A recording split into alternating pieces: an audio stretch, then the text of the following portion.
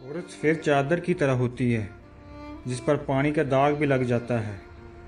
مرد کے دل میں دوسری عورت کی اور عورت کی الماری میں نئے سور کی گنجائش ہمیشہ رہتی ہے۔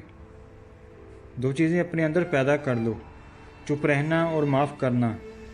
چپ رہنے سے بڑا کوئی جواب نہیں، معاف کرنے سے بڑا کوئی انتقام نہیں۔ ہم تکلیف کے جس مقام پر بھی ہوں، ہم سے آگے ضرور کچھ لوگ ہوتے ہیں۔ انہیں دیکھ کر ہمیں شکر کی لاٹھی تھام لینی چاہیے تاکہ راستہ سہولت سے کٹ سکے۔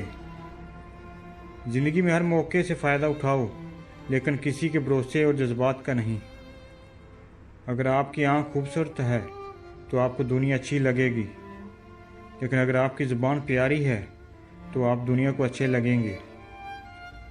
ہر شخص کی زندگی میں ایک ایسا لمحہ ضرور آتا ہے جب وہ تباہی کے دہانے پر کھڑا ہوتا ہے اور اس کے راز کھلنے والے ہوتے ہیں۔ اس وقت وہ خوف کے کوہ طور تلے کھڑا کب ککار رہا ہوتا ہے تو اللہ اسے بچا لیتا ہے۔ رشتوں کے بازار میں آج کل وہ لوگ ہمیشہ کے لیے ہی پائے جاتے ہیں جو دل اور زبان کے سچے ہوتے ہیں۔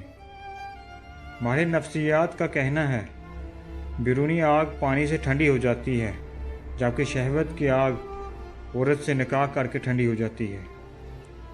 عورت کو خوبصورت بنایا گیا ہے تاکہ مرد اس سے محبت کریں، اور بے وقوف اس لیے تاکہ وہ بھی مرد سے محبت کرے۔